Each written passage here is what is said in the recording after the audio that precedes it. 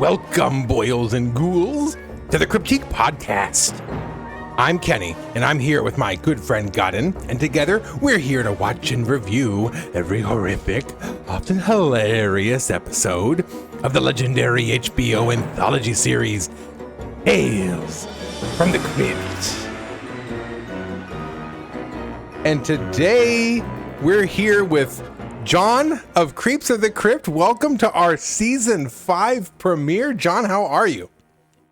I'm doing great. I'm glad to be here. I'm a big fan of this podcast. Oh, and we of you. I no doubt. I know I said it on your podcast.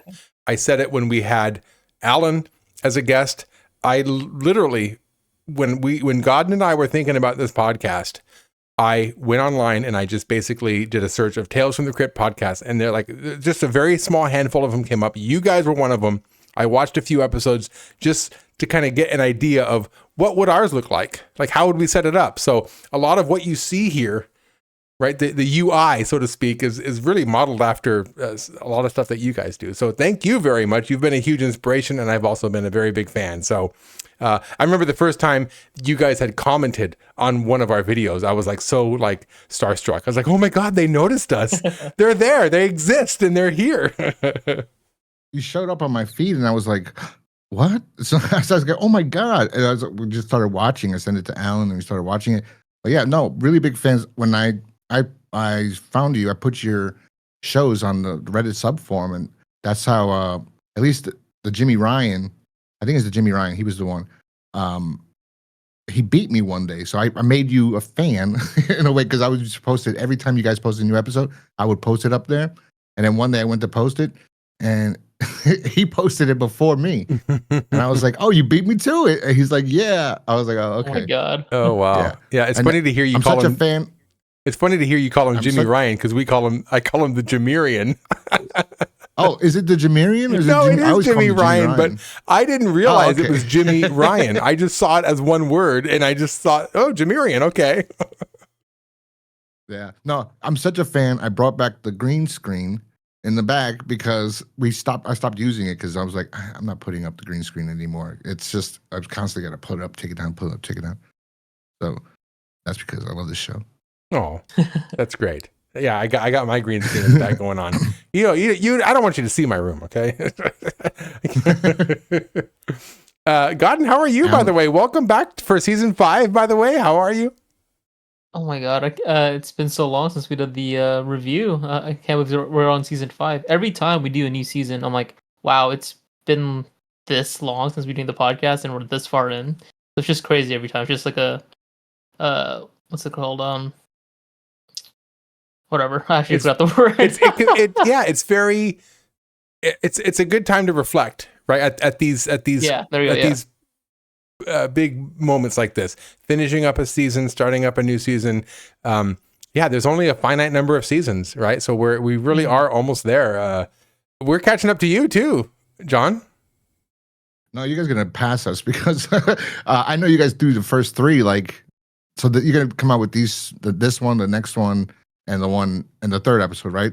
That's the plan. Release it the same day. Yeah, that's the plan, is to have this episode and the next. By the way, for you listening at home, this episode as well as the next 2 episodes are all going to premiere the same day because they all premiered the same day on HBO. So that's kind of our thinking behind that. Yeah. Yeah, I know. I knew you guys were going to catch. You're going to pass us because we stopped. We used to do it bi-weekly, and then we stopped because of our schedules. Because when me and Alan started doing this, he was living alone. He was single. And then now I got a family. So in that matter of time, yeah, things changed. He moved. It was just crazy. So yeah, we started doing once a month, and then our schedules, sometimes things come up and we're so far apart. Mm-hmm. It happens. Yeah. Godden and I run into that kind of stuff too, because we're not in the same state.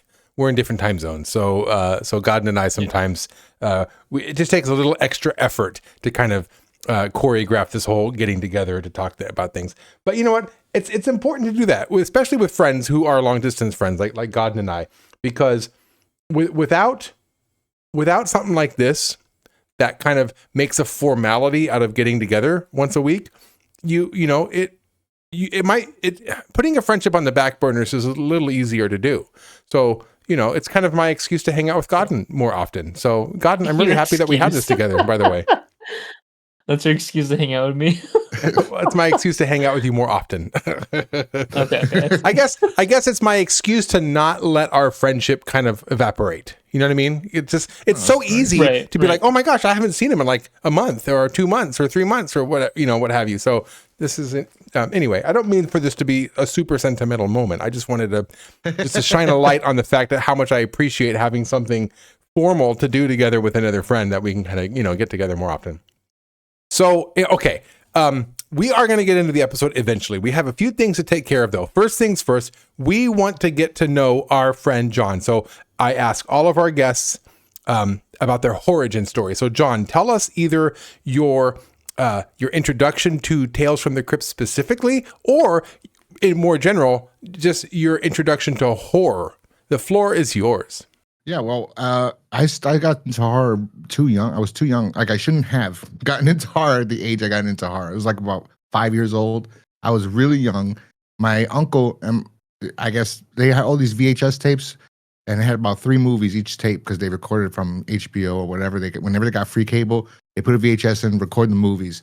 And then they had a book that listed every movie, what number the VHS was. It was very well organized.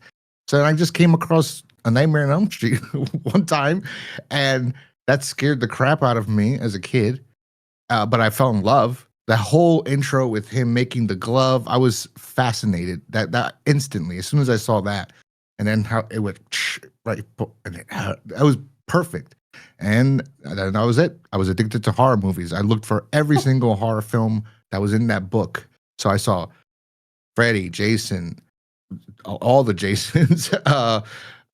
Halloween. So as a young age, and then for Tales from the Crypt, I just happened to stumble upon it on HBO when I was a kid. I was home alone, or my grandmother was downstairs. My parents were working, so I was upstairs in their room alone, whatever age 8, 9, and I just stumbled upon it, and I was like, "Oh my god!" And I loved it. When you say you stumbled upon it at a young age, I think I can relate to that. I was pretty young getting into those horror movies too. My older brother, I have a much older brother. He's 9 years older than me. So when I was about 5, 6, 7 years old, yeah, absolutely. We had a beta player at the time, and I would just like put the beta, Hellraiser, Halloween, Nightmare on Elm Street, Friday the 13th, and we had the movies, but we didn't have the whole collection. So it was like, okay, we have Halloween 2, and we have Friday the 13th Part 5 and 8, and we have, it was like just like a smorgasbord of random horror movies. So I got into all of these big horror movies not in order. It was just like a random assortment of just randomness. So it's very interesting to have, like, for instance, the Friday the 13th, to have a different history for each movie, because I saw them at way different times and in way different orders. So yeah, it's very strange, very strange. But I do also remember those tapes where you had 3 or 4 movies on one tape, and then you had to write which one, and you had to fast forward through the one you don't want to watch. We had so many. That's how I got to see the 1966 Batman series, because my uncle had all those recorded too. So as a young kid, I was obsessed with Batman and horror movies and Back to the Future. Those were my things growing up. Yeah. I take it we're about the same age. I was born in 84. Me too. Oh, okay. Well, same age. Wow.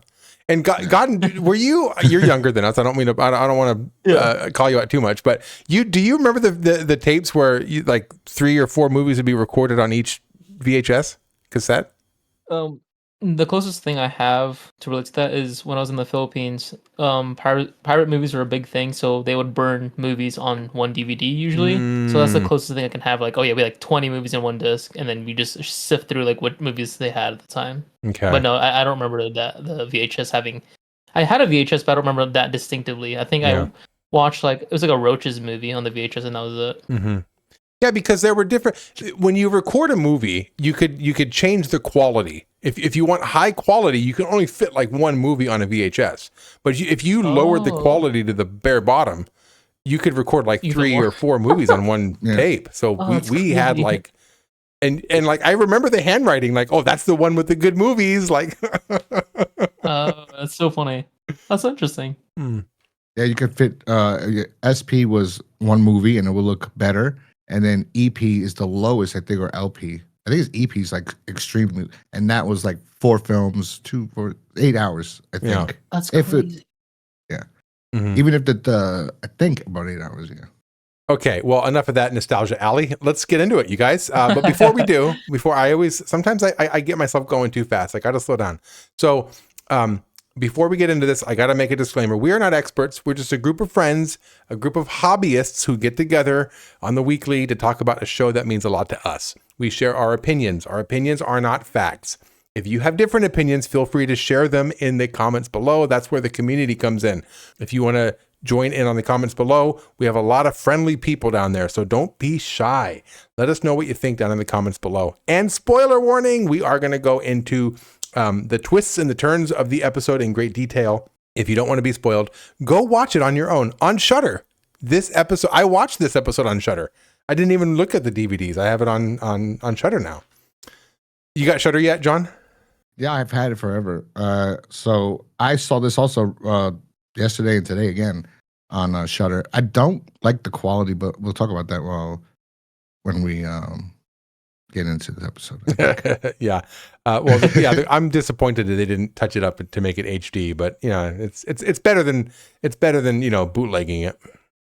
Mm-hmm. Well, yes, but there's a quality difference of the movement of the cameras. Like when the camera moves, or the Crypt Keeper when he speaks, you just see the frame rate is incorrect. At least I feel that way on the Shudder version. But when I watch it on the DVD, it looks normal. Oh, I haven't noticed that. Interesting. Okay, maybe I'll keep a closer eye on that, but I have not noticed that so far. So we just gotten ourselves into season 5. We're on episode 1, Death of Some Salesman. Its air date was October 2nd, 1993, and it comes to us from the comic Tales from the Crypt. So here we go, a Tales from the Crypt episode of a Tales from the Crypt comic. And this episode is the notorious episode that stars Tim Curry. It also stars Tim Curry, and it stars Tim Curry. So Tim Curry plays 3 different characters in this episode, gloriously, by the way. He plays 3 glorious characters. So before we get into the episode, real quick, just set the stage. Godden, our local horror historian, tell us, if we were sitting down about this time, way back when this episode first aired, what would be kind of going on? What would be the happenings of the time? Happenings of the time, or the movies we'd watch? Oh, yeah, I guess, tell us what movies, for instance, would be playing in theaters at right now. If we had the newspaper in front of us and we wanted to go watch a movie, what would be our list to choose from? There was actually a lot of movies happening this year and around this season. There was In the Line of Fire, which is a pretty good movie.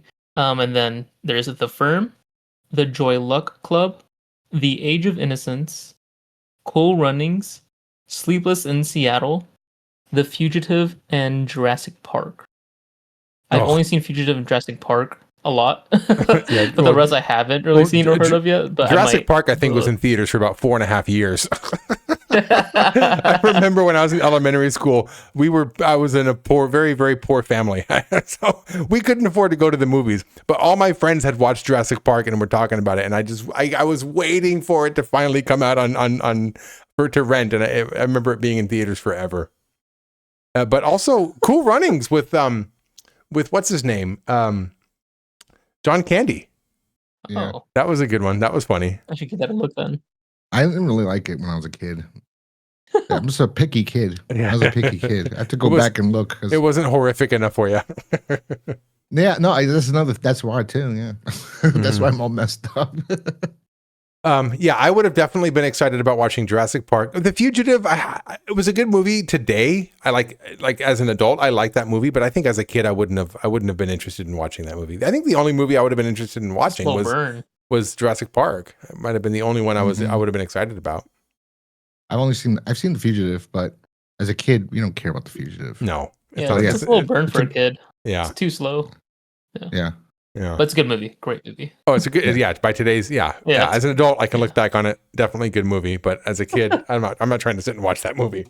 All right. So let's get into the episode, and I'm going to start by reading the description on the back of the DVD box set, which is not here. I gotta go. It's a new season, so I don't have it up here yet. I gotta go downstairs and grab it. I'll be right back. Through the magic of editing, all of this will be edited, and you will never even know I was gone. All right, here we are, ready to read the description on the back of the DVD box set here. Grave mistake. A crooked cemetery salesman meets backwater folk who have their own idea of what family plot means. Oh, I like that. Yeah, that's pretty good. I like that one, actually. All right, season 5. Starting all right. Strong. Yeah. Nice. That was a spoiler. And not too it's short. It's short, but it gives you just enough. Yeah. Mm-hmm. Okay. Well, I always think that those descriptions on the back of the DVD box sets are too short. So I came up with a little something here. Sleazy conman Judd makes his living swindling senior citizens out of their every penny by selling them fake cemetery plots. The tables turn, however, when Judd finds himself pitching his scam to the brackets, an isolated backwoods family with a deadly lust for salesmen. I used the word backwoods, and so did they. Interesting. Yeah, and plots. Oh, and plots. Oh my God. It's basically the same, man. Basically. All right. And my description is too long for Godden. In fact, the DVD description is too long for Godden. Godden likes to challenge himself to come up with descriptions that are shorter than the back of the DVD box set. Godden, what'd you come up with? I'm actually stumped on this one for once. Actually, I was trying so many, but I couldn't find a good one when I was like messing around. And I didn't know what angle I wanted. I wonder if we can brainstorm this. Help me brainstorm for once. Yeah. Because I usually just have them ready, but I was actually like clueless. And I was just busy with work, so I couldn't really do much this week. Mm-hmm. I don't know. Salesman. I would start with slimy salesman because slimy. From salesman to hooker. Yeah. Oh yeah, yeah, right. I'm like, yeah, pretty much. He's basically selling himself for sex by the end of it, yeah. Yeah. Well, yeah. Yeah. For a dowry. For a dowry, that's right. Anything for a dowry. Yeah. Anything for a dowry. My dowry. Oh, that's the way she says it too. Oh yeah, dowry. She says, for my dowry. I don't know. All right. Well, that was our attempt at coming up with a synopsis that was shorter than the back of the DVD box. If you can think of something else, put it in the comments below. I want to see it. So before we get into this episode, just real quick, what is your we'll call it our gut? What is your gut reaction? I love this episode. I'm just going to go out and say it. I think this is one of the best. This is such a great episode. This is one that I knew of it before even starting to get into the season. I heard Tim Curry and I was like, oh, it's that episode. I got you. I know this one. This is a great episode. I love the characters he plays. So good, so gross, so nasty, and just a lot of fun too. A lot of fun. John, we'll go to you. What are your overall gut reactions? I love this episode. This is the first time I ever saw this episode, actually. The last time when I reviewed it on my podcast. So I was all brand new to me. I do remember the images of the 3 Tim Currys. Like I do remember from my childhood that, when they're above, so I remember that, but I love this. This is fantastic. This is one of the best episodes of the entire, in my opinion, spoiler of the entire series. I think this is one of the best, top 5. Godden, how about you? Before I do my gut reaction, I think for a small synopsis, I want to call it the Curry Bunch. Oh, I like that. Oh, the Curry Bunch. The Curry Bunch instead of the Brady Bunch.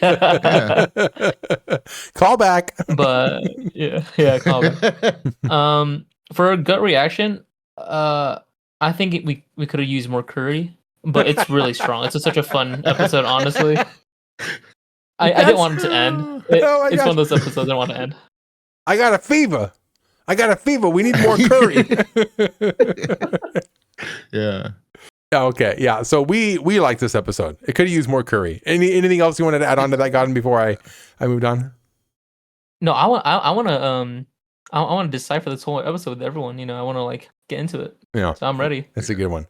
Well, the Crypt Keeper intro it's one of those QVC episodes. He's like dressed up in like a chintzy suit. He's got the decal on the overlay on his TV, like he's trying to sell some product. Yeah. He says, "Well, kiddies, I'm afraid our designer hanger offer has expired," and it's he's hanging a dude. Some dude is hanged there.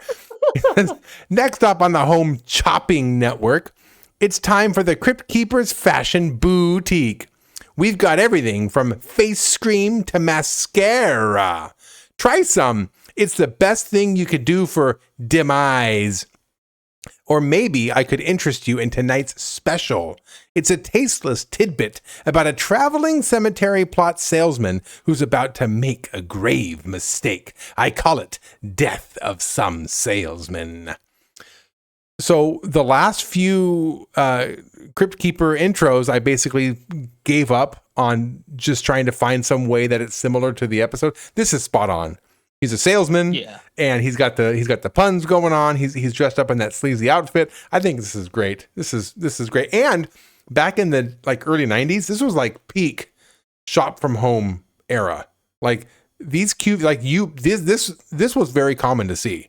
You'd be flipping through the channels and there'd be several channels of them selling you something with these like little icons on the TV and like, oh, I better call them and see if I can get one of those knives or what so many people had things that they bought from TV back then. It was always knives at night, late at night. What was that guy's name? He was always selling knives. Look at this knife. Look at the swords. Everyone swords, knives. Then they had they had the infomercials for whatever, garbage, juicer, or the Foreman grill, something like that. The Ronco guy, Ron Papil, was that his name? The guy who was always on those. Was that? He cut himself one time. Oh, like it fell. I think the sword fell. He grabbed it like an idiot. I think. I don't know. Could be wrong. I love it. I love how corny his ponytail was. Like he really had that whole 90s like salesman look. And honestly, I really like the puns in this one. This is actually a very packed with a lot of puns, honestly. It's been a while since we had this many puns. It's usually the outro that has a lot more puns than the intro. So this is good to see. Yeah, I forgot that he had a ponytail too. I think like you said, a lot of times the intro doesn't have anything to do with the actual episode, and you're like, oh, and this was it's perfect and it's funny. It's actually a good intro, no one that you remember, especially the outro. But you remember this one, so it's memorable when the episode's memorable. So I really enjoyed this intro. Mm-hmm. Yeah, it was good. That brings us to the opening panel, which is it's kind of like the first third of the episode or so is really outlined in here. When once he gets to the Brackett's house. It's kind of like all the things that are happening. So he's sitting there, he's selling to the woman who is there. She offers him a cup of coffee, and then in front of that you see the microwave, which comes in for part of the plot there. And then above that is a coffee machine. So all of these things really hit on in the actual episode. When he gets the coffee pot is not turned on, so it's cold. He goes to the microwave. Like it's all there. And then behind that is a shadowy figure who's hitting him who's getting ready to, hit him, which is, of course, turns out to be the Mr. Brackett, the paw. So, I like how it's all kind of set up like this. John, any thoughts on the opening panel? No, it's interesting. The art got better and better, I think, as it went along. So this is one of the better ones. I like the next two episodes a little bit more, but it was cool. I like it. Mm-hmm. Godden, any thoughts? I don't know. This is like very eye candy to me. Like I haven't really seen a panel that just pops and just strikes like this. Like there's so much going on. Like you said, where it is at the setting of their house, but even then, like it's kind of a cool art piece. Like some of these opening panels are just cool to have, but sometimes they look too niche to the episode. But this one you can just have on a background. It's like. I would love to have a poster like this, honestly. It just kind of gravitates to all the little things they have, the colors, and the imagery. This, like, I guess it's really the head and the micro that really grabs my attention. It's just there, it's just so macabre. So it's cool. I really like it. If this was a real comic book, I would go to buy this right away, just off the cover. Just this issue, yeah. Oh, right. Just because of the cover. Oh, that's a good angle to think of it like that. I never really thought about that. But if this was an actual comic, would you purchase this? I would. And for most of the Tales from the Crypt opening panels, I would. I think they'd have a great artist who does these. That's why we actually bother to think about these and to look at them just for a little bit. I always love when he opens up his ancient text, his book, and you see the opening panel. It's a fun little addition. The only thing I think that can make it that much better is I've seen some other shows that have the opening panel actually kind of morph into the opening scene of the episode. Those are kind of neat too when they do it that way. Yeah. Well, the opening of the episode is, get this, people, watching an HBO show. It's a sex scene. So this couple are having sex, and they're getting into it. They're going to Pound Town, and that scene wraps up.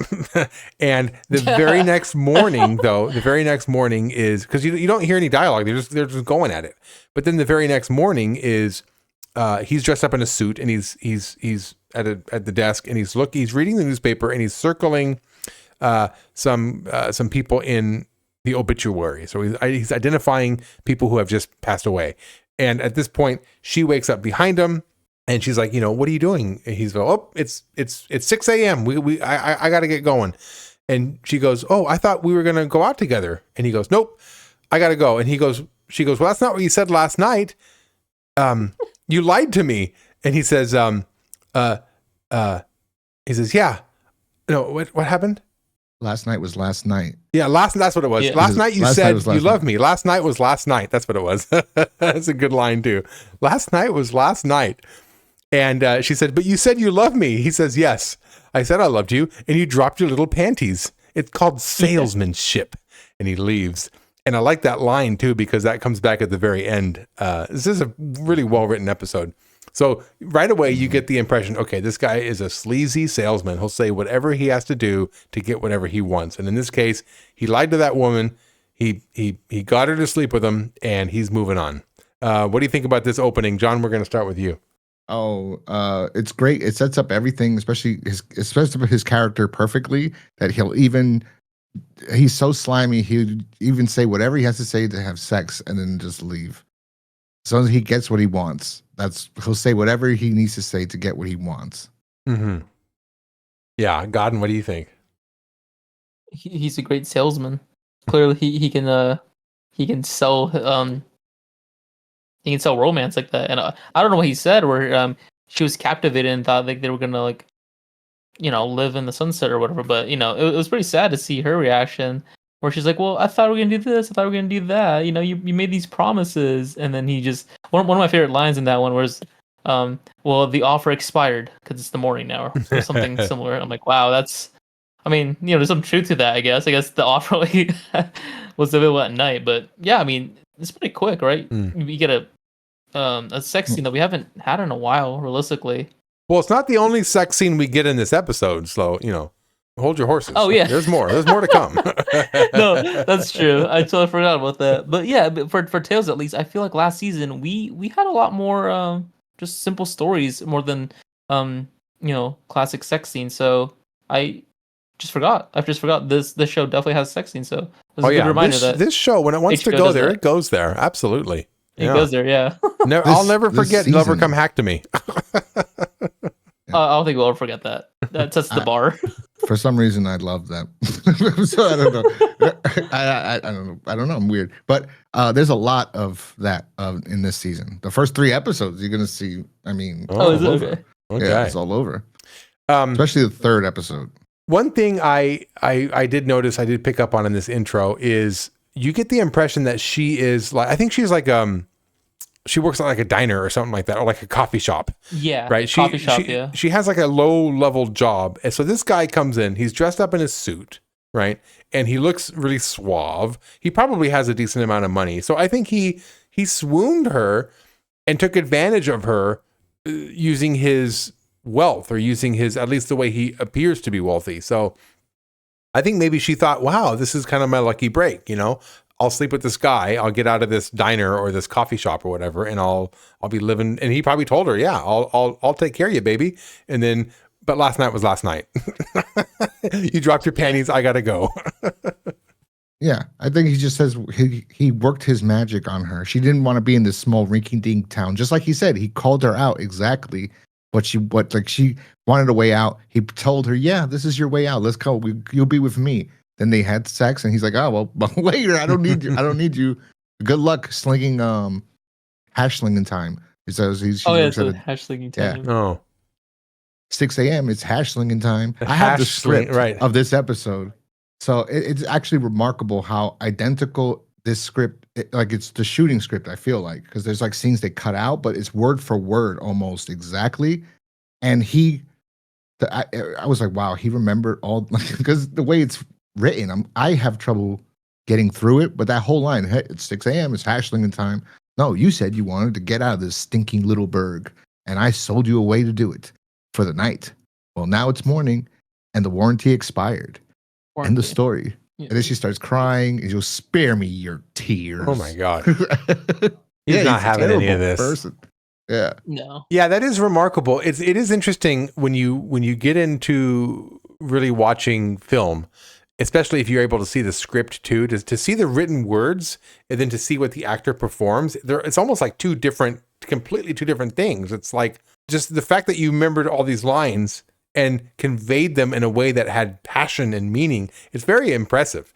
But yeah, I've done that before where you look at just like a script of something and then you see the actual episode of the movie and they don't match. It doesn't seem like they go together. No, and it is very impressive how much actors can really, ham it up with their lines. So this next scene is where this is kind of the setup. You kind of see what his whole scam is because he's not a salesman necessarily. He's a scam artist. So he goes to the Jones residence. This is that name that he had circled in the obituaries. And he basically knocks on the door. The woman answers and he goes, hi, I forget what the husband's name is. Is your husband home? Oh no, he died a couple days ago. And he goes, oh no, I just saw him last Monday. He signed the paperwork for a new cemetery plot and basically almost kind of like life insurance. Basically, he paid me $250 and that was a deposit on this cemetery plot that you also get $10,000 towards your funeral expenses. And the woman says, "Oh no, the funeral bottomed me out. I don't have any money left and I could really use that." How much did he owe? He still owed $250. Basically, he paid half of it. And she goes, "Well, is there any way that we can, make this work? Can I just give you $250 cash and you could just say that he had given you the money? That way I don't have to, be broke." And he goes, "Well, I suppose if you give me cash." So she goes back into her house. She rummages around. She comes back out with $187. She didn't even have enough money to scrounge together $250. And he says, "Well, you're such a nice lady. I suppose I can find a way." So he's making it seem like he's doing her a favor while taking her every last penny and then leaving. And basically after that, you get a kind of a short montage of him doing this to, several widows and widowers and whoever lost. That's basically why he's looking for obituaries, is to see who died so he can go exploit them. So he's not a salesman. He is a legit scam artist. Yeah, what do you think of this? I guess this would be the second half of his setup, right? He's sleazy for sex, but he's also sleazy for money. So, John, we'll start with you. First, the woman who plays Eben Jones's wife, I don't know her name, but that is Lillian DiCarlo. No, is it? No, not Lillian DiCarlo. Yvonne DiCarlo. She played Lillian Munster in The Munsters. Oh, I never really watched The Munsters much.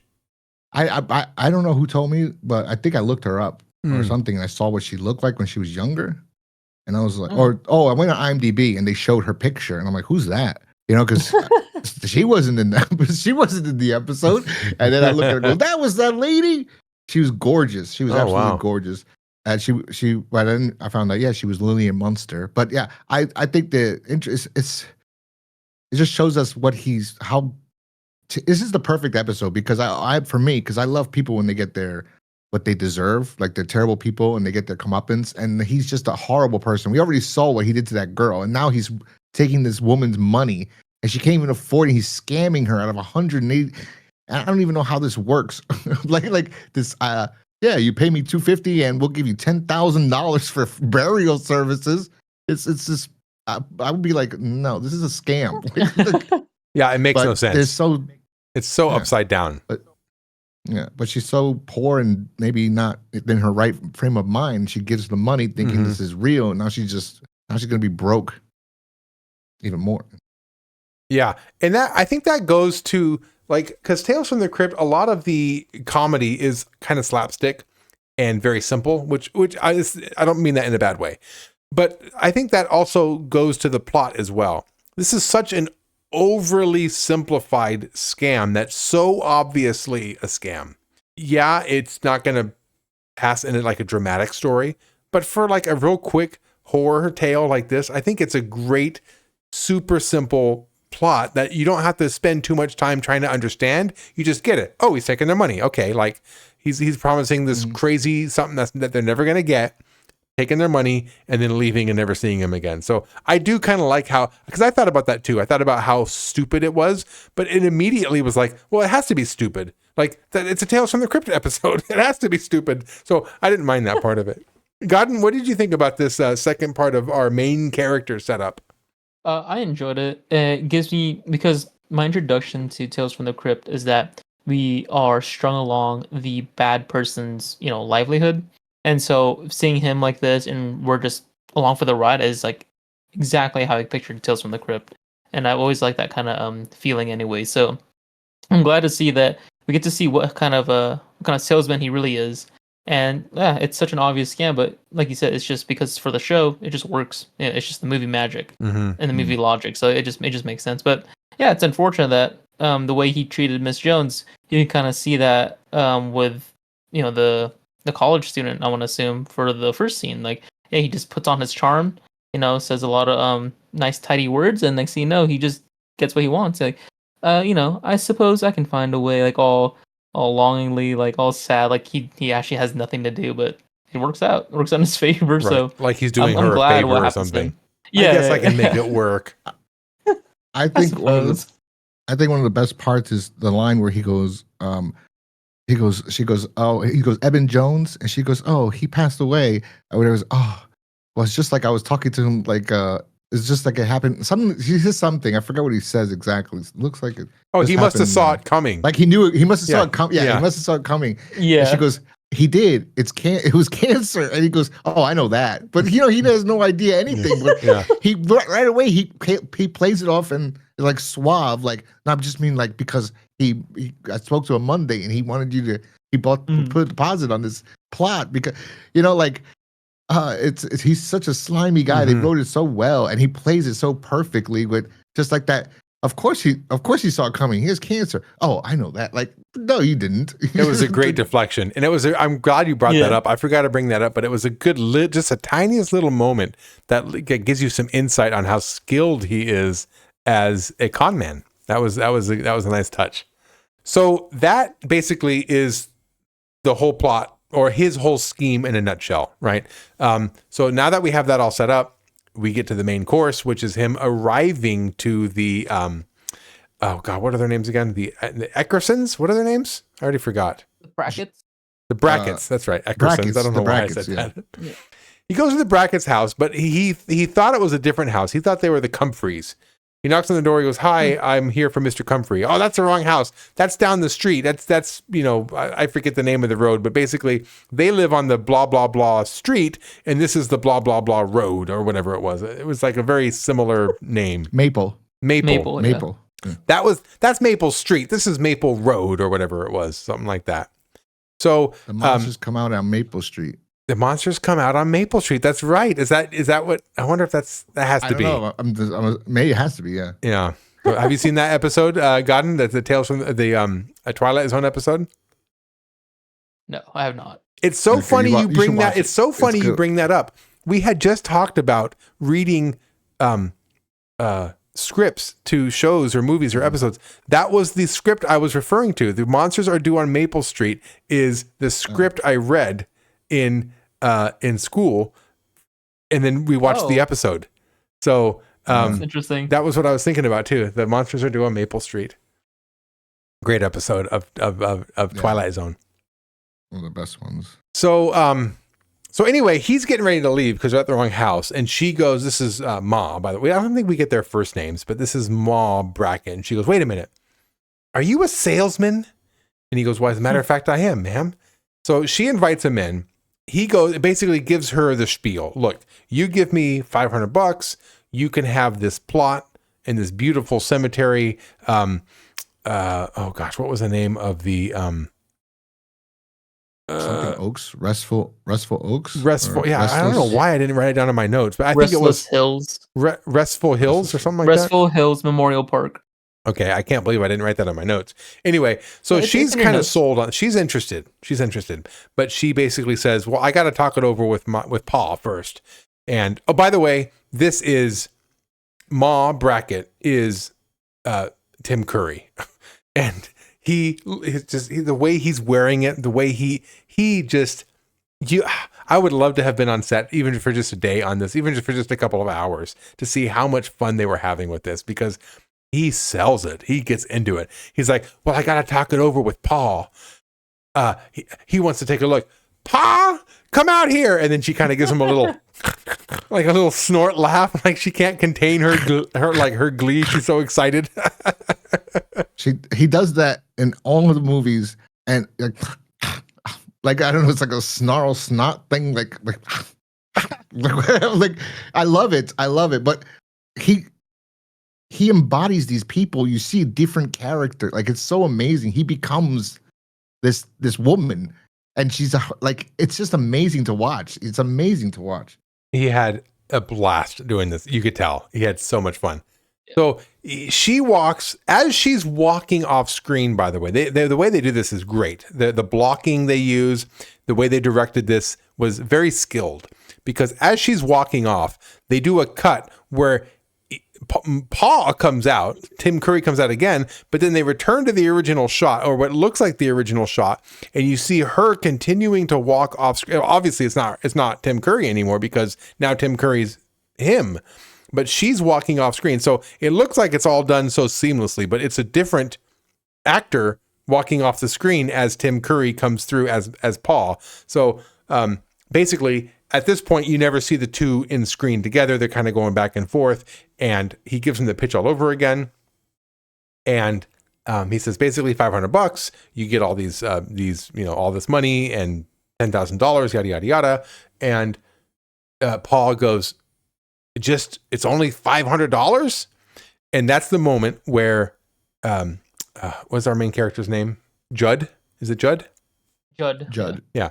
So Judd starts looking around and he starts seeing like really nice things and like an entertainment center, big TV, all this kind of stuff. And you hear that cha-ching sound in his head. And he goes, well, you can get the upgraded package. It's $750 and it doubles all of your payouts. And they go, so $750 gets us 20,000? He goes, nope, 40,000, 20,000 for each of you. Again, there's no way this could make any sense, but he's playing it as if it does, and they seem to be buying it. So he says, well, let me go downstairs to get your money. And what do you want? Do you want, would cash okay? And he goes, oh, I prefer cash. So Paul goes down into the basement, and then Ma invites him into the kitchen to get some coffee. She pours him a cup of coffee. Paul calls her from the basement. She leaves.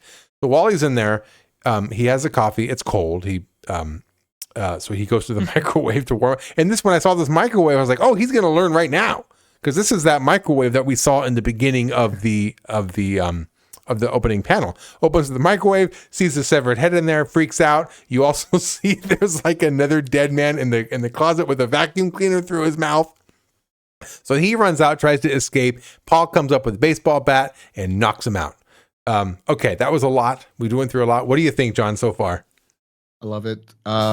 We were talking about the blocking and then there's two seamless characters, but then when they're sitting and they're focusing on Pa, right? And he's another character. He's in how you do? Like, you know, like his grumpy southern old man.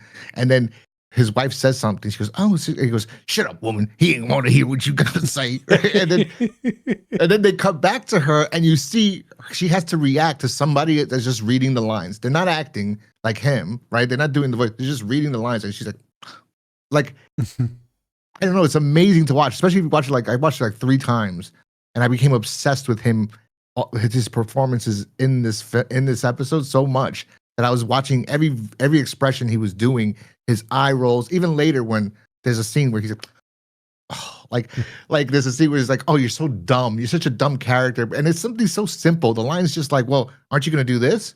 And it goes, like, "Duh," like, you know, like it was so good. He's magnificent. Love him in there. Even the Ed Begley Jeweler. Oh, that was a tongue twister. Ed Begley Jr. Even Ed Begley Jr. When he goes to the kitchen, he has the coffee. He drinks it. How does he let us know it's cold? He touches it, like touches the cup, and then he touches the coffee pot. It's cold. Now we know. Oh, like so subtly, you know, like he doesn't have to say a line. Like today, he'd probably say like, "Oh, damn, coffee's freezing." You know, it's cold. They would say a line. No, he did it subtly, touched it, then goes to the microwave because he goes, "Oh, the microwave." You know, it's perfect. This is beautiful. Then we get the, oh my God, this is an episode. This is starting now, and these people are crazy. Let's see what's gonna happen. It's fun. It's great. I love it. That's a good thing to touch on too. When things are done subtly like that, it is easy to kind of just sweep it under the rug, like because you get the sense, yeah, it's cold coffee. I could tell. He touched it. It's cold. He touched the pot. It's cold. He goes to warm it up in the microwave. Like, yeah, you're right. Nowadays it'd be like, "Oh, this is cold," or like, "Oh, burr," like, "Oh, how old is this coffee?" Like they would say something, right? You're right. They would have some line in there written for the actor to say to let you know at home that it's cold coffee. Godden, what are your thoughts on this episode up to this point? Before I do that, it just when you guys are bringing up the show don't tell gimmick, I remember you said something about this, Kenny, where like they do that for a reason now, where they have to advertise what the character is doing on screen, because I guess nowadays people would just have movies like Netflix on the background, so then they kind of have to make sure that they know what's going on because they're not actually watching it. So compared to like modern television, it kind of sucks that we don't have that substance anymore, because it's a simple thing, but it has an impact, right? It makes us use our brain instead of us just like autopilot and just like receiving information that way. So it's just kind of sad to see that's how it became. Yeah, but I know not everything is like that. Just a good majority is now. It's a real shame, because that is part of film, is to express something artistically, visually. So taking that away from, because they assume that the Netflix or whatever you're watching at home is the second screen, right? That's on while you're playing swiping on TikTok, or while you're doing the dishes, or while you're doing something else. So they do it, they film it like that. So you end up making something that, like, it's very insulting, to be honest with you, because when you're sitting at home and when I put Netflix on and I actually sit there to watch a movie and I hear dialogue that's so clearly made for people not watching the movie, it makes me think, then why the hell am I watching this movie? Like, what kind of a dodo am I sitting here giving 100% of my attention to this movie that assumes I'm only giving it 50%? Like, it drives me crazy. I hate that cringy dialogue. So, John, I'm glad that you brought that up, because that could have made just that one moment cringy, as opposed to being, oh, it's cold coffee. That's why he goes to the microwave, right? Why else would he go to the microwave? It's cold coffee. Like, I just, So anyway, but what did you think about the scene so far, Godden? I don't want to detract from that part as well. I enjoyed how Tim Curry comes into play, because it brings me back to the first time I saw this episode, and that was with you. And I think I was getting water at the time, so I didn't really quite see the rest of the intro when it's naming the cast, because I know it said Tim Curry, but I didn't know it said like 3 times like his name. So when I first saw Ma, I was like, "Oh, there's Tim Curry. That's so obviously Tim Curry." And then when Pa comes, I'm like, "Is that Tim Curry? That looks like Tim Curry."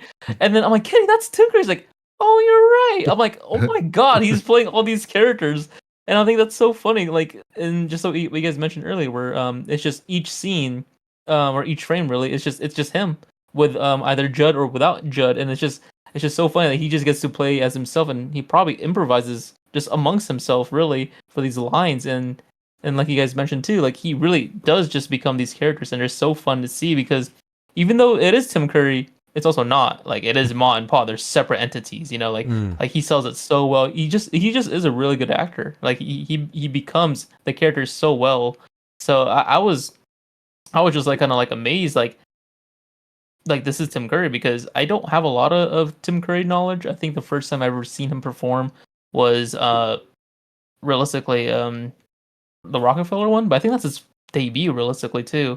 So I had nothing after that, and this is pretty much the second one too of Tim Curry. Like I didn't have anything around it, so I didn't know how broad his skill was realistically. Like I didn't know, but he's definitely a skilled actor. He's definitely very good, and I loved him as Pennywise. That's probably one of my favorite roles. Oh yeah, he's also Pennywise. Yeah, I will say one thing you said he probably improvised.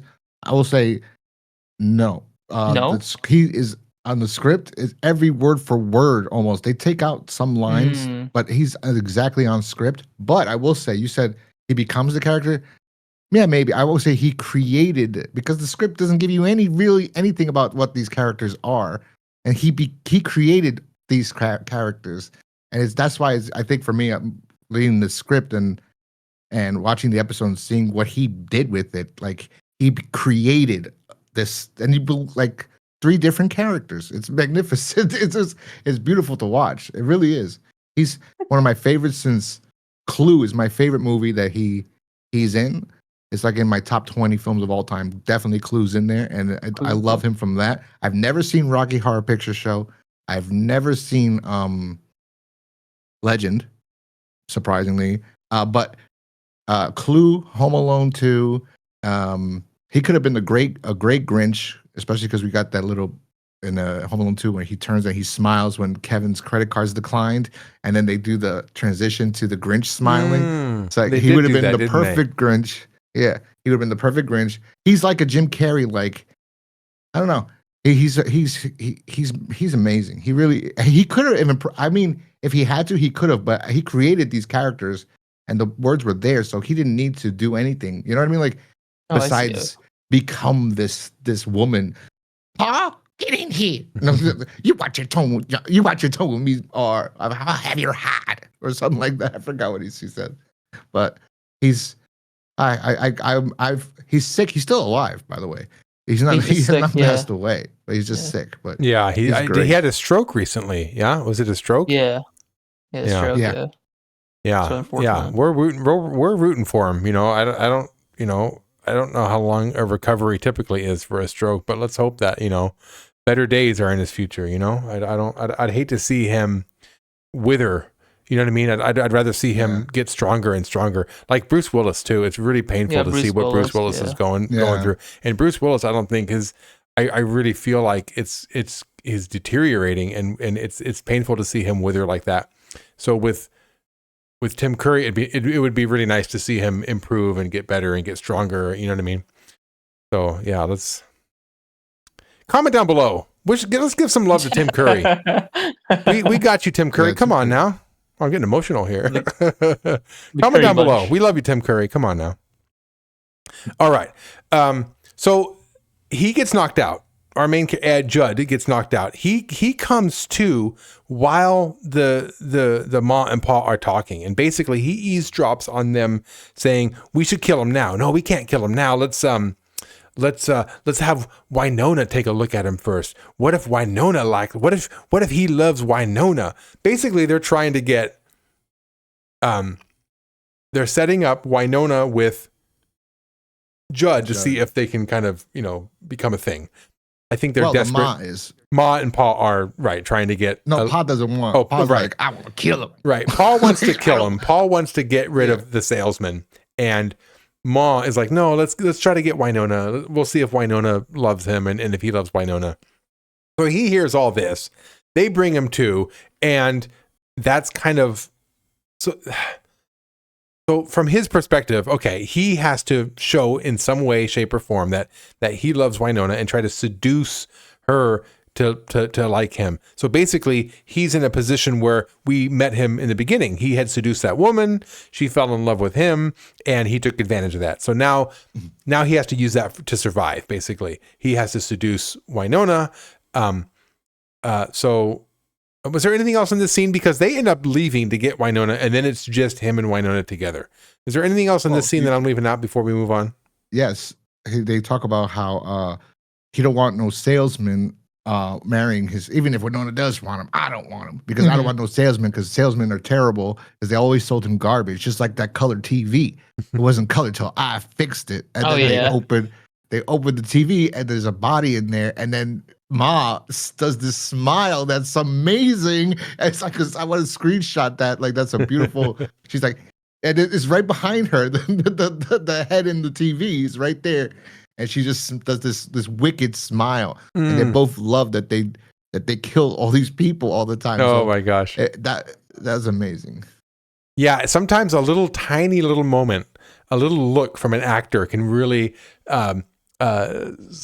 really cement itself in your brain. I think to oh my god, and Gladiator. Remember Gladiator? Russell Crowe's down there just hacking away and killing people. And there's that one scene where he kills somebody, and then who was the emperor at the time? God, what was his name? Joaquin Phoenix? Oh no, Joaquin Phoenix, the Joaquin Phoenix character. What was his name in the movie? His name. I forget. But there's one shot where it goes to him, and he goes, and he sticks his tongue out. And that scene, scene, oh, that's so good. That was so, and it was like embodied his character, that lust for blood that he had. So yeah, I get what you mean when you say there's like one look or something from an actor or actress that really is just remarkable for that one scene. So I hear you. I want to go back and watch this episode again just to see what you're talking about, because I love moments like that. Yeah. But yeah, I forgot. They did the whole reveal. They showed basically the TV with the color, with the person inside, and that vacuum salesman sold us a shoddy vacuum. And what about the guy who sold us a microwave? So yeah, they're just collecting all these salesmen who sell them crappy things. And in this case, Judd is not a salesman. He's not selling them anything. So they should be even more upset with him. And I think, he gets the same. Actually, maybe he has it worse than them. Maybe he has it worse than them because of what he goes through with Winona. But before we get introduced to Winona, Godden, real quick, what do you think about this whole setup so far?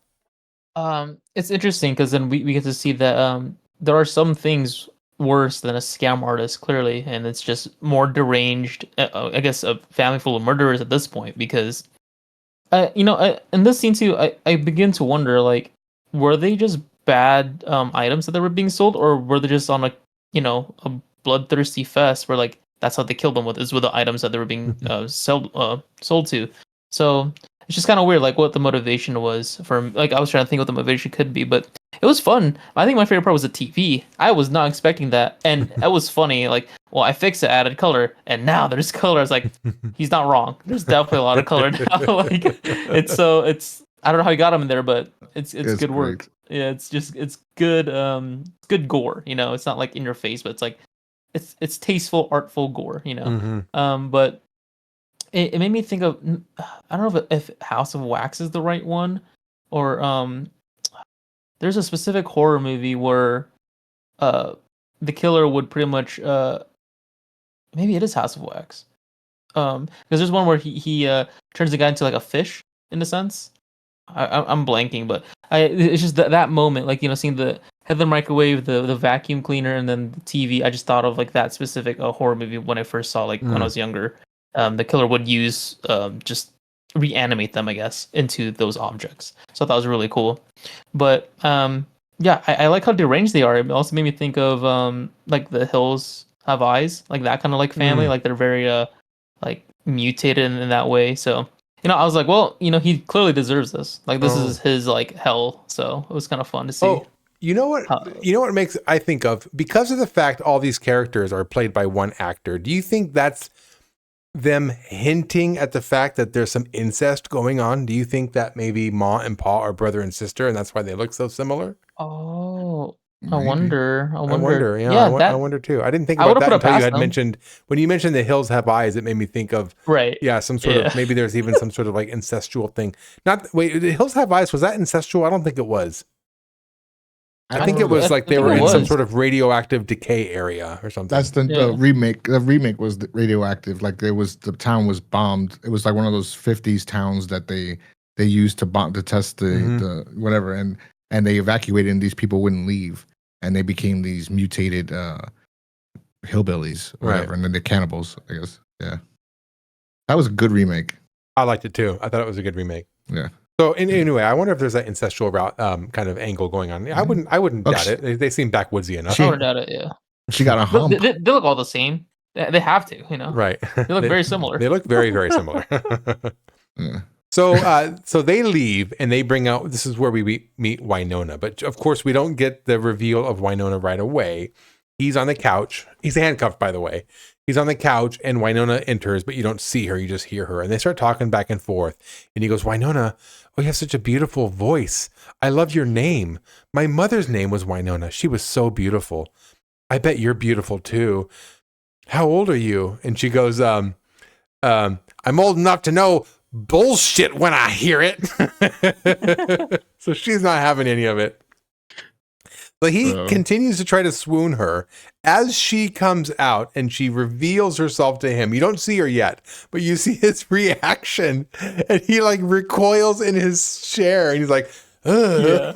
Yeah. You're so beautiful. You remind me of Mona Lisa. And when you see her, she actually has she actually has that long dark hair like Mona Lisa. So I wonder if that's kind of they were going that direction. But yeah, she's got a hunchback. She's got the long, greasy black hair. Her face is just all gnarled. She's got buck teeth. She is just a delightfully disgusting woman. But again, this is also played by Tim Curry, and he hams it up as Winona. He even has that like the snort that he keeps doing with her, and it's just he had a lot of fun playing this character. So, what do you think about this this meet that we have here? Because it doesn't last long before they go up to the bedroom. So, what did you think about this moment here? John, we'll start with you. Oh, it was great. He like right away. My mother's name was Winona. They were like, "What?" And he goes, "You play that so well. He's such a con man trying to get what he wants because he knows the only way for him to survive is to get her to marry him, right? And or not even marry, likes him, right? She just maybe Winona would like him. Save him from Winona. So she comes in and then he looks at her. He's like, "Oh, you're so beautiful." The way he plays it off, and he, I love that fragrance you're wearing. I ain't wearing any. That's right. Yeah, it's so earthy. So earthy. Yeah, I forgot about that moment. Oh, I think when actors get into most actors, I think when they get into a costume or a full body that they're fatter or something, that they get into it more, like Jeffrey Tambor in Dead Right? That's such a good episode and such great costume. Such a great costume there too. And I think Tim Curry was loving becoming this freak in this thing. I think so too. And that reminds me, this is such great costume work and such great makeup special effects. In just the last episode, the last episode of last season, the makeup effects look terrible. We were just talking about that, Godden. Remember how bad they looked in the Curiosity Killed? Yeah, but I really like her waddle though. Oh, right, her waddle. Yeah, that was an example of bad acting with the prosthetics and bad prosthetics. This episode is on point. This episode is banging on all cylinders. Everybody looks great. All the costume design looks great. The acting is great. This is far superior. This is a great first episode, by the way, so far. So they go upstairs because Winona wants him to prove that he loves her. And there's only one way to tell. She has to see it. Wink, wink. So she lays him down on bed. Oh, when they first get into her room, I love how he's trying to compliment her. Oh, it's such a beautiful room. I hate it. I hate it here. So she throws him onto the bed and she takes off her underwear and you can hear the of it like peeling off of her skin as she takes the underwear off.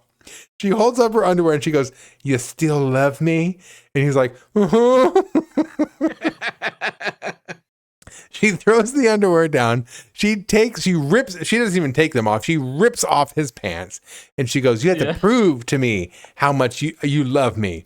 And I love how he tries to like dirty talk himself into getting aroused. He's like, "Ooh, I love you. I love you. I love you." Like he's really trying to get into it.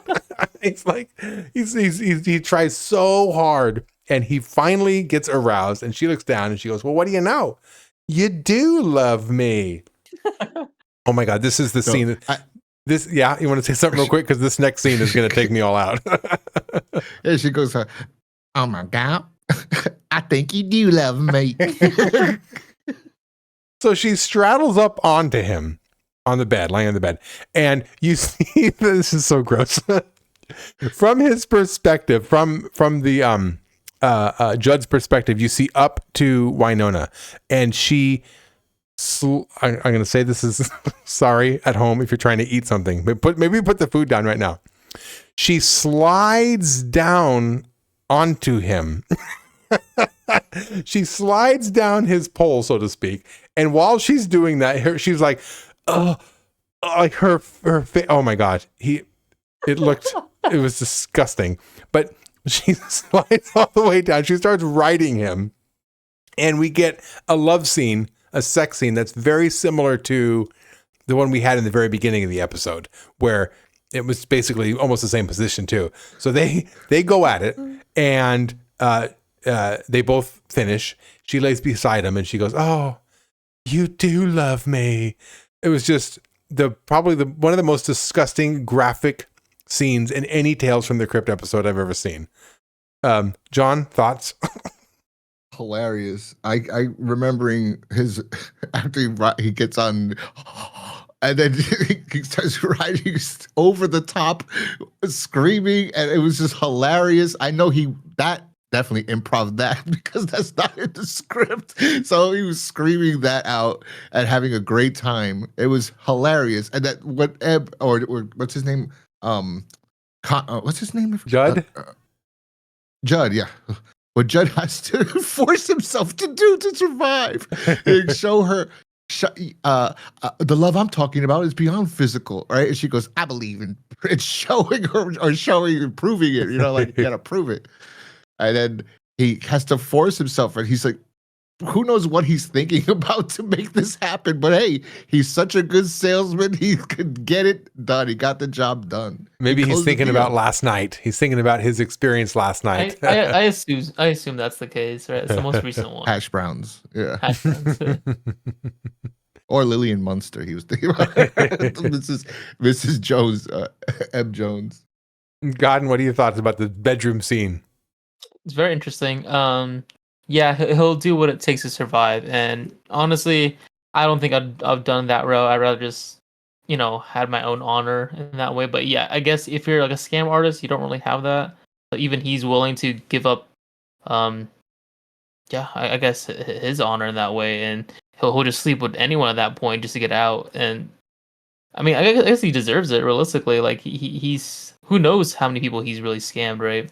So for once, he's the one, having to give up everything that he doesn't want to do, instead of actually getting everything he wants. And it's like it's a whole new world for him. I mean, sure, they're killers most likely, but having to, not get what you want for once must suck. And for him to experience it in the most terrible way possible, it's kind of funny because I don't think he had to go that route realistically. I feel like he could just befriended her. I feel like there's a way for him to do that, or try that at least, but he just went to the extreme and kind of made a huge bet. Honestly, of the three Tim Currys, I think Pa is still my favorite, but I do like how he plays Winona. It's actually really funny.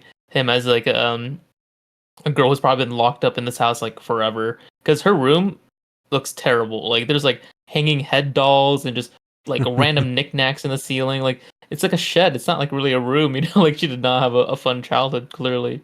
So, it made me think too, like, I wonder if this is a setup that they've done before for her to like get off in a way, because like she kind of had like all these like she had a script in her mind, like she's like, oh, you have to prove it to me, and all that stuff. So like I don't know, I had a feeling like maybe that happened to the other salesman.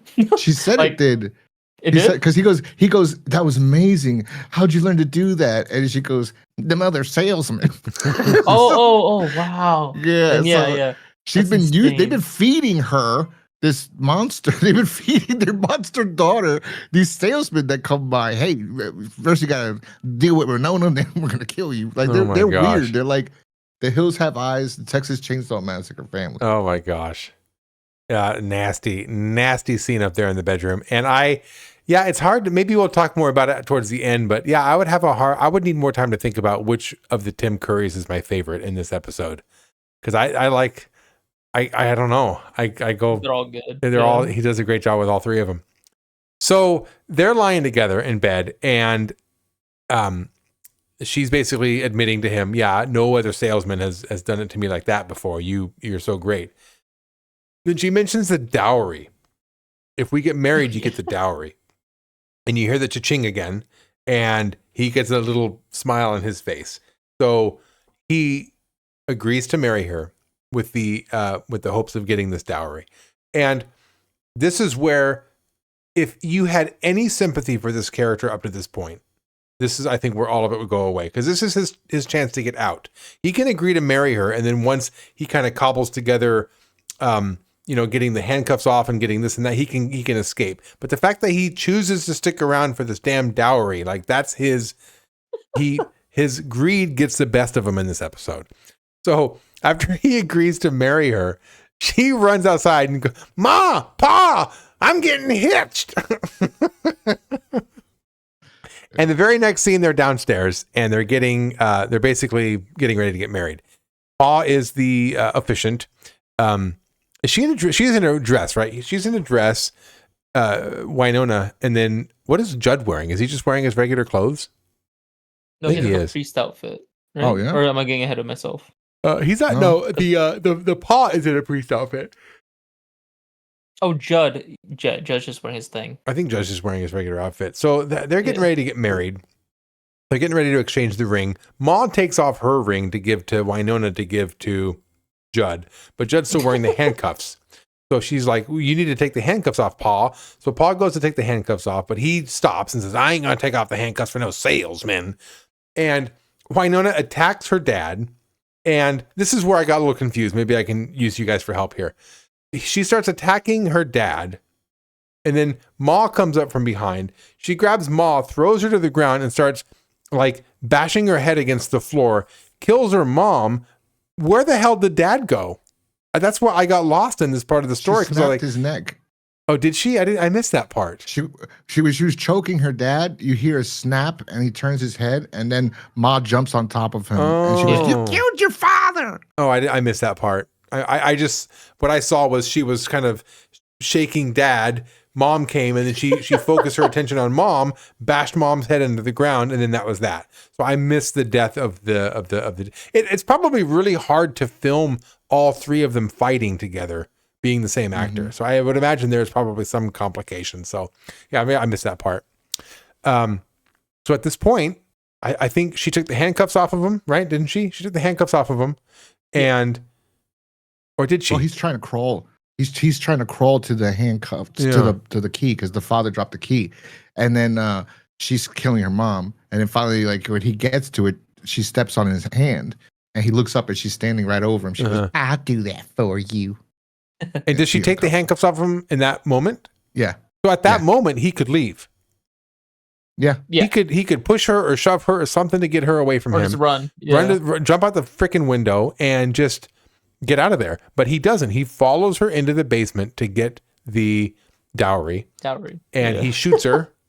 He shoots Winona, starts digging himself, and he gets to the very bottom of the hole, and then he opens up the box that he finds, and it's his deed. It's the deed to the cemetery, and his name is written right on it. And that's where you realize It was it was all fake. Ma and Pa are there. They're still alive. And even Winona gets up and says, "Oh, I put all this fake blood all over my dress. I hope it comes off," or something like that. And it was all a ruse. And he goes, "What? You're all still alive? Y'all lied to me." And he goes, "Oh, now I wouldn't say that. It was salesmanship." And probably the best ending line we've ever gotten in Tales from the Crypt. I love the delivery. He did so good. And by the way, in this scene, we also get a moment where all three of them are standing side by side. This is the first time where you see all three of them facing the camera, and they must have done some splicing because it's all three of them are what's his name? Tim Curry. So, but yeah, that last line he delivers, it was so good. It was, and the way the music swells and then stops right at the end of his laughter, and he goes, "Salesmanship," and then bang. Oh, so good. Such a great ending. John, what'd you think? Oh, I love the ending. But I will say, because somebody left a comment, I don't know who it was when we did the episode, and they wrote, "What was Pa digging?" Because when Judd gets to the house in the beginning, she calls Pa, "Get in here." Right. And then he goes, "God darn it, woman, I was digging." He comes up from the basement into the living room. So they go, what was he digging? He didn't know Judd was coming to the house. Oh, interesting. Right? I never caught that. So yeah, I'm like, yeah. And also they set this whole thing up as an elaborate ruse. Like, why? They're they're just used to like playing games with these salesmen, like giving them hope that they're gonna leave or something. You know, like, I don't know.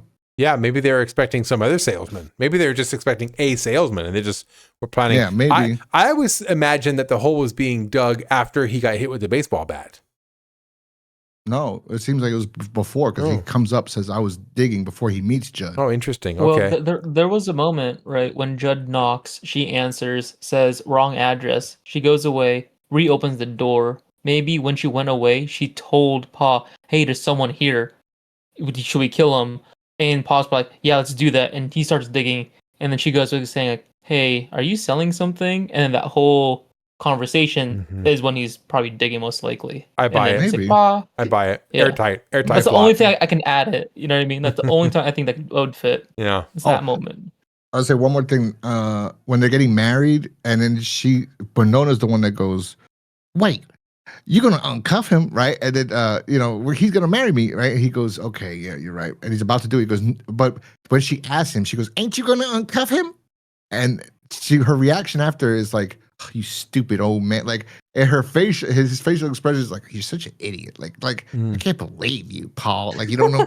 I gotta marry him. I can't, So he goes, "Yeah," but. Fantastic. Loved it. Loved the ending. Loved the surprise that they tricked this guy to dig his own grave so they could, I don't know. They dug it and then they buried it. So then I don't know, whatever. It doesn't matter. It doesn't need to make sense. It's great. It's a great episode. It's well acted by everybody. It's fantastic. It's amazing. It's one of the best episodes. I love it. I love this show, this episode. Godden, how about you? What do you think about this ending? I thought it was a good ending because at one point or another, when it goes to the marriage scene and then they were fighting, I didn't know how it was going to end when he starts looking for the dowry. I'm like, what's he going to do next? Just I guess just leave with the dowry? Like, I guess that's just how it's going to end. I'm like, but like, what's the twist? What's the twist? Even though I saw it the first time. And I'm like, oh yeah, they're all alive, huh? It was all a ruse this whole entire time. And it was kind of funny when he shot her. He's like, "I also got you a gift." And she's like, "You did? What is it?" And then just shoots her and calls her ugly. That's right, he did. Like, that's what you do I think he called her an ugly bitch. You ugly bitch. Yeah. To a newlywed. Yeah, it's just like, yeah, I'm sure there's some couples like that, but yeah, it was just interesting. Like, he really was just greedy for all the money, and you'd think, like, after all he's been through and the horrors he saw, he'd just rather just get out and live. But I guess money just speaks to him more than anything. So I guess, yeah, he definitely deserves to die at that point. Like, they even gave him a chance, kind of, because like you said, like she uncuffed him, did this whole thing, pretend like they killed the mother and her father, and then she goes, "Now let's go get that dowry," and he goes down there instead of just running out the front door. Yeah, it's like, well, I guess this is what you deserve realistically, because that's all you care about. Yeah, so, greed got the best of him. It's cool. Greed brought him to the house, and greed kept him in the house. Well, yeah, I like the ending. Nice. that brings us to the Crypt Keeper outro. He says, good old Judd, just another satisfied ghostomer. I guess it's true what they say. The family that slays together stays together. We come now to one of my favorite items. The amazing Crypt Keeper Slash-O-Matic. And he pulls out this knife. He starts chopping some vegetables.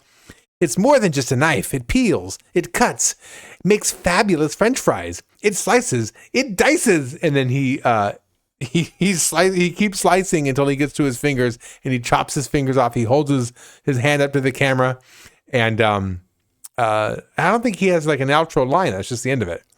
He just cackles. Yeah, he just kind of laughs his way out. But I like this. And when he says Slash-O-Matic, it made me think of the Smash-O-Matic. What was it called? Remember Gallagher? The Sludge-O-Matic. It made me think of the Sludge-O-Matic. Remember Gallagher would like smash watermelons? I don't think I know that one. I'm looking at that. Yeah, Gallagher. Gallagher, the comedian. Yeah. That's what he would do. They'd line up these watermelons. People in the front row would have like rain jackets over themselves, and he would smash them and explode all over them. What do you think about the Crypt Keeper outro? I do like that it has it keeps in line with the sales, kind of like that. John, what do you think? I liked it, but I got ending confused with another one. I think that one of the next ones, but I like more. But I like this ending. It fits because it continues on with the theme of the salesman and trying to sell things to people. So it was all right. That ending goes kind of abruptly though. It does end. I was expecting like a line to end with his like I guess he could be like, well, give me a hand or something like that, or I don't know. Oh yeah. he could have had a line in there somewhere. Yeah. Godden, what do you think? Funny. I like the outro. I think I'm sold of the Slash-O, the Slash-O-Matic. I would love to get one of those because clearly it's strong enough to cut his brittle fingers. But no, it's fun. I don't think he had the ponytail on this one though. I think he was just back in his regular Crypt Keeper outfit.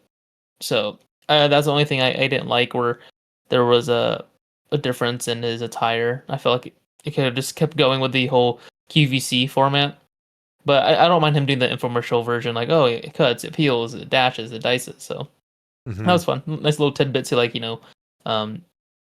shopping through TV. So that's fun. Well, yeah. So we like this episode. This was a great one. Loved it. If I had to think about other shows or movies that were kind of similar to themes in this, I would think, as far as like scams that go wrong that kind of get you into trouble, a lot of Tales from the Crypt episode do this. On brainstorming, scams that go wrong, this is a lot. And I think there's more. I just kind of scratched the surface of it. Lover Come Hack to Me. Remember, he plans to marry her just to get the money, but then she wants to marry him so she can get, like, it's kind of like a double scam, but she ends up taking him out. Remember The Sacrifice? Oh gosh, I hated that episode too. But remember, they try to scam that one guy out of his money, but then the wife ends up being in on it and kills him. There's The Trap, where that's my favorite. Yes, that's a good one. It was good. I don't think it belonged in the first 3 of the episode of the season, but I thought it was a good episode. It was fun. Seance is kind of like another scam type episode where that kind of goes and comes back to bite him in the butt. Split Personality, our Joe Pesci episode, that was a good one too. Kind of a scam that kind of backfired. Can you think of either Tales from the Crypt episodes where kind of a scam backfires, or like a movie or other TV show where like a scam backfires? God, you go. I have to think about this. Scam that backfires. You know what? Just this kind of popped into my head. You guys ever watch Lost? Yeah. One of the main characters, like Sawyer from Lost, was like a con man. And I think of him as far as doing cons and like long cons and really trying to get people out of their money or whatever. I don't know. I mean, I guess it does come back to bite him because he ends up lost on this island and he has to kind of, be banished to this island in Neverland, wherever the hell he is. So I guess maybe that, but yeah, I think that's an ongoing theme that seems pretty prevalent in Tales from the Crypt. Real smarmy, scammy people who kind of get their comeuppance. I'd say Poltergeist, kind of, because the scam is the boss of the real estate mogul of Coach. I don't know his name. The dad. He's scamming everybody in the town by telling them he's moving these burials, and he's not. Spoiler. And he builds these houses over the cemetery, over their tombs, and not move them. So I would say him kind of. Mm-hmm. Yeah, that's a good one. Even like Amityville is kind of similar to that, where they get this house for super cheap. And I guess it's not a scam, but I guess the father character does kind of scam his family. Oh, we got this house for really cheap, but he doesn't tell them, oh, it's because it's haunted. Oh, no, they tell her when they go in the house because she goes, why is this house so cheap? And he goes, oh, well, she tells her what happened. But I would say like Rosemary's Baby, they scam her into getting that apartment and then becoming her friend and giving her a doctor and drugging her and having her have, oh my God, have Satan's child. Gosh. That's it, right? Yeah, that's pretty. That's a con. That's pretty low. Yeah. What about the idea of like a backwoods family that's kind of sadistic or deadly? Of course, Texas Chainsaw Massacre, right? You even mentioned that during our review. I think that might be really the big one, right? That might be the biggest comparison as far as kind of this family who's kind of a killer. Can you think of anything else? Addams Family, maybe? I don't know. Well, we said The Hills Have Eyes, right? Hills Have Eyes, yeah. Were they all a family though, or I guess they kind of were. There's Ed Gein, but that's obviously the inspiration for the Texas Chainsaw Massacre, right? Right. So, yeah. But a family that stays together. This is what the Crypt Keeper said, and it's kind of true. I haven't seen a movie with a family that's done. No, not really. Besides, because I guess that's interesting. Maybe I don't know. I haven't seen Wrong Turn, but I think I heard Wrong Turn is similar to. Oh, I didn't know that was a family. That's why I don't know. I think I heard it was similar. I don't know if it is. That's why I haven't seen Wrong Turn. But yeah, I don't know about a family serial killer. Oh, what about? Which is a fascinating thing. What about the People Under the Stairs? Have you seen that? Yeah, I never really liked that. Oh, I love that movie. Kind of that weird. Yeah? I think they even call each other Ma and Pa or something like that, or Mommy and Daddy or something like that. And the mother was good. They kidnap children in the area and try to raise them as their own kids. And the ones who end up being bad kids, they chop off their tongues or whatever, and they hide them underneath the this crawl space under the stairs. It's a good. I like that story a lot. It's good. Well, they're not backwoods. They're technically Louisiana, but like in the city. But what's cooking? Technically, they're a family. Technically, they're killing for. Oh, right. Yeah, I know. Right. Technically. Yeah, that's good. House of 1,000 Corpses. Ooh. That was the movie I was thinking of earlier. Yeah. That reminded me. That's it. That's the movie. That's one I haven't watched in a long time. Yeah. Yeah, that's it. The Devil's Rejects. Nice callback. I haven't watched those movies in a while.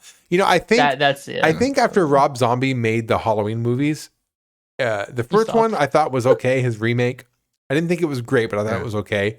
When he did the sequel, it was so horrendous. I don't think I ever wanted to watch another Rob Zombie movie after that. Oh, that's funny. He has some good movies, like 31 I thought was good. Halloween, the first, like you just said, the second one was horrible. The first one was good. The Devil's Rejects, I think House of 1,000 Corpses is a little bit too crazy, but he has some good ones, but I don't know. House of 1,000 Corpses had such a good soundtrack. I love that soundtrack. Yeah.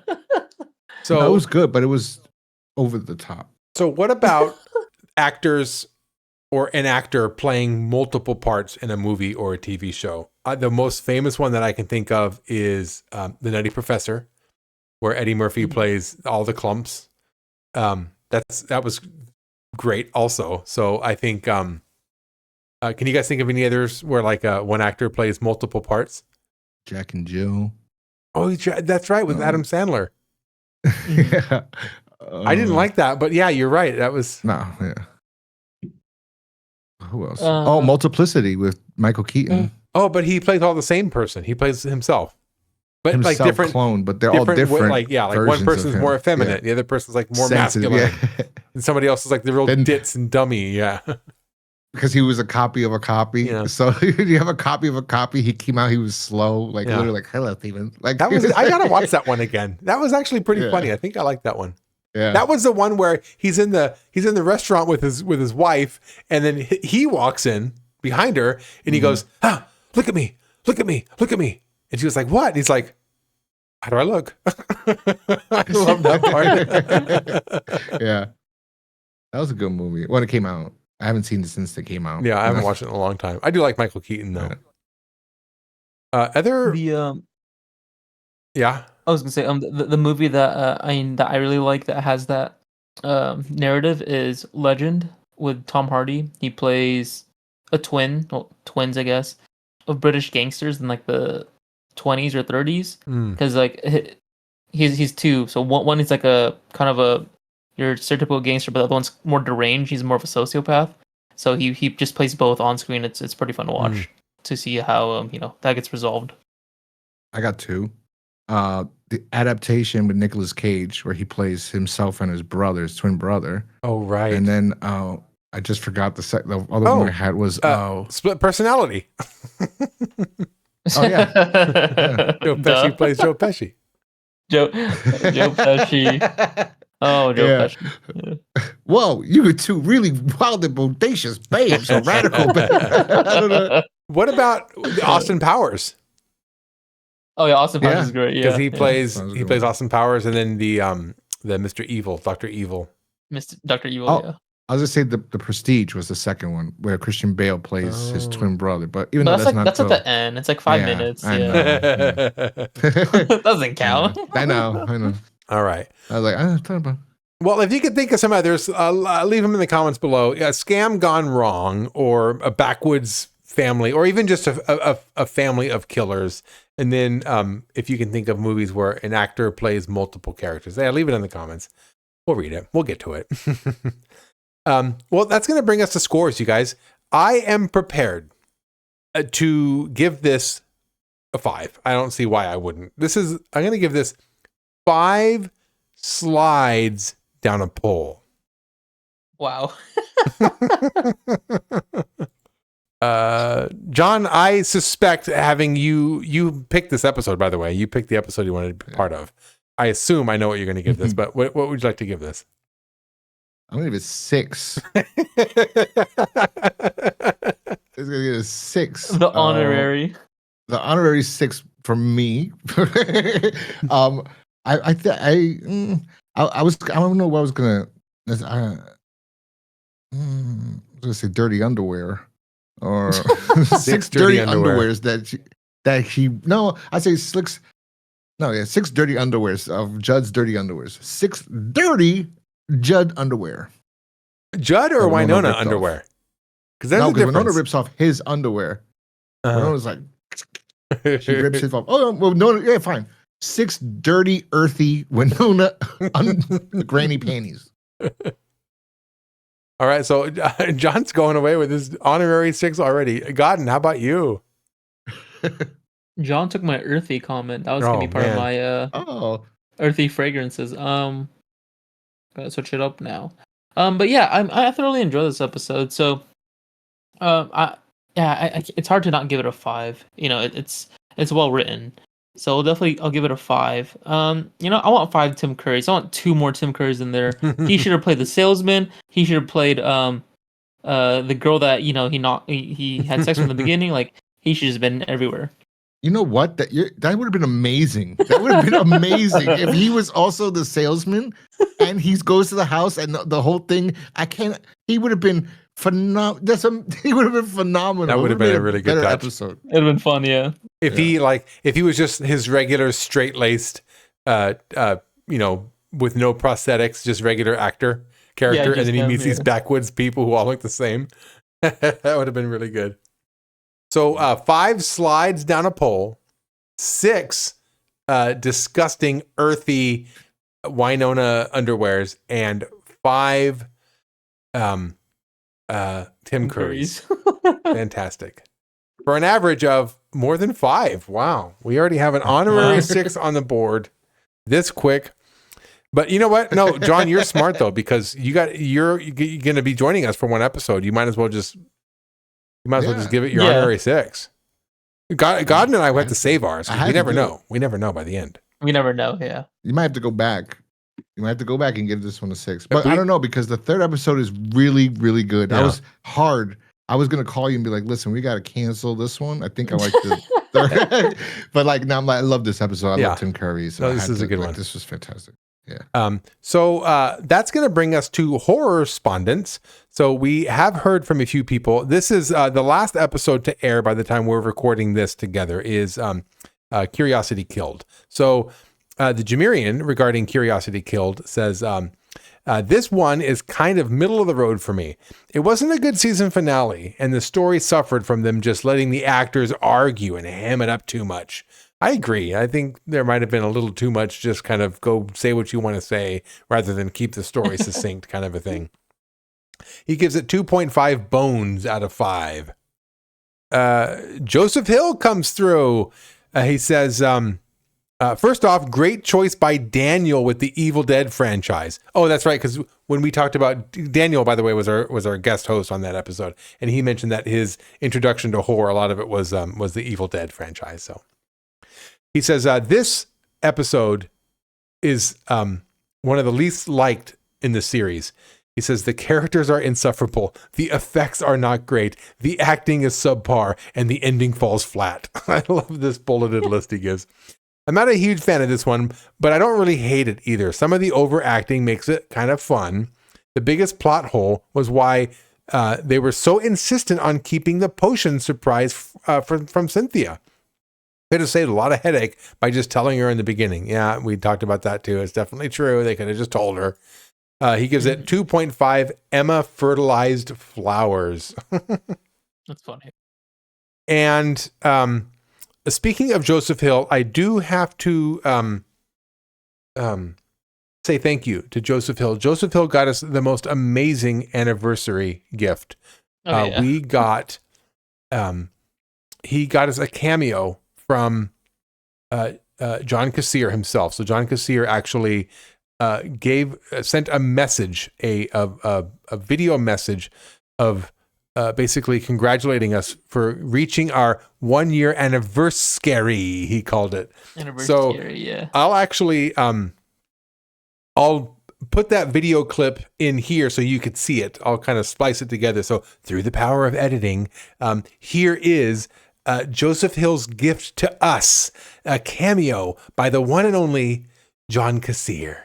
Tan, tan, tan, tan, tan, tan, tan.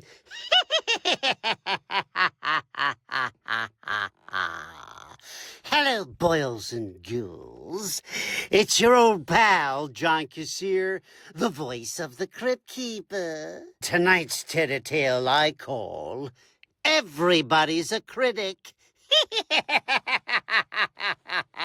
That's right. Everybody is a critic, and my good fiend Joseph Hill tells me that Kenny and Godden are no exception.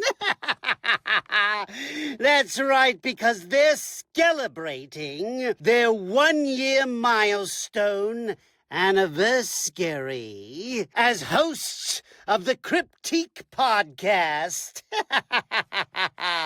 You know what they critique every week? That's right, boils and ghouls. Episodes of Tales from the Crypt. What's there to say? They're all excellent, if I do say so myself. Congratulations, and may all your screams come true.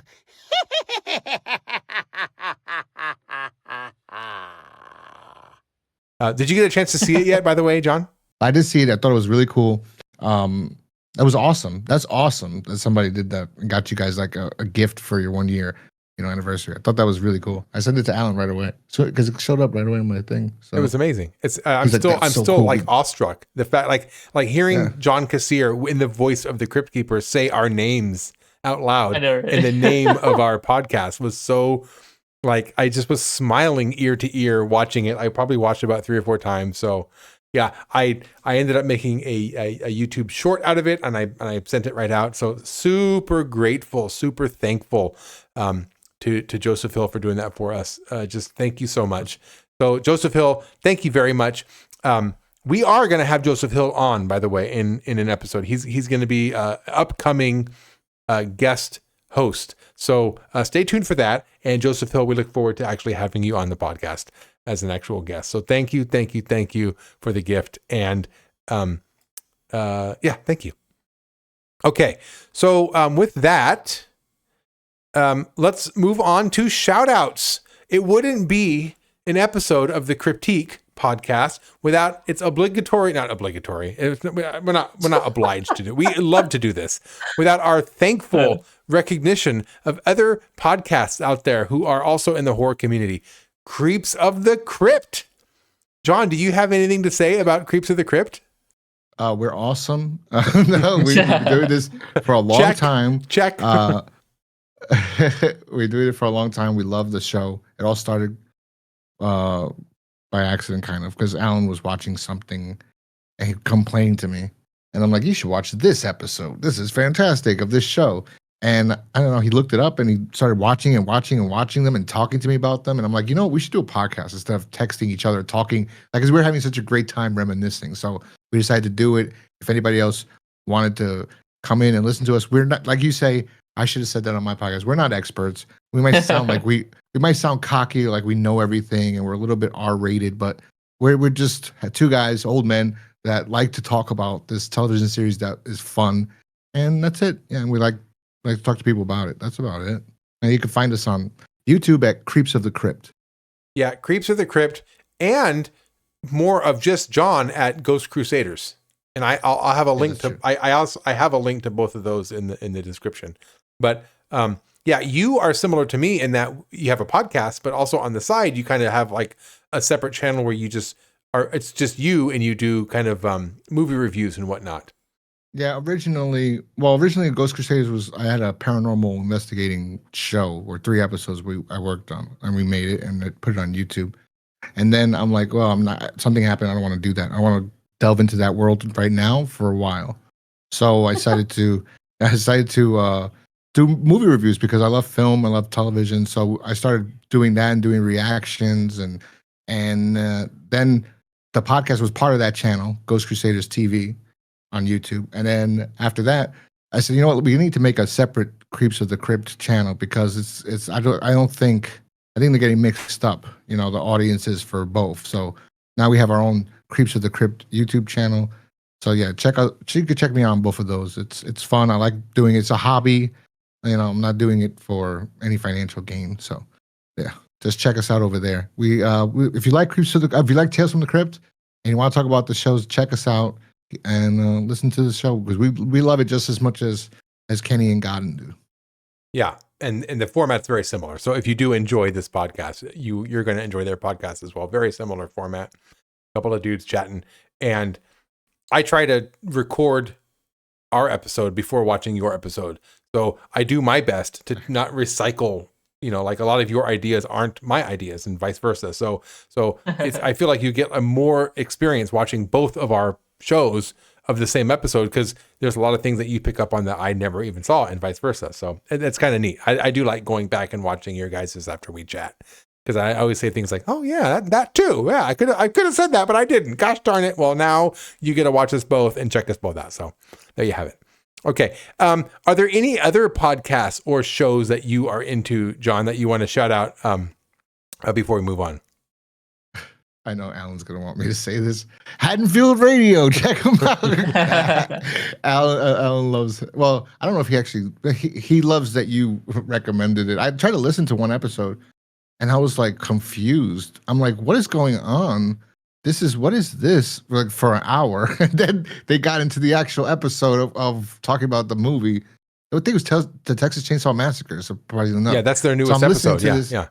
Yeah, I'm listening to this and I'm hearing like ancient, like they're like swords battling each other. And I'm like, what is, and then it got to their show. And then I was like, oh, okay. I just I just mentioned it because Alan always talks about it. I love Haddonfield Radio, but you got to understand this about me though. I love podcasts. I like listening to people talk.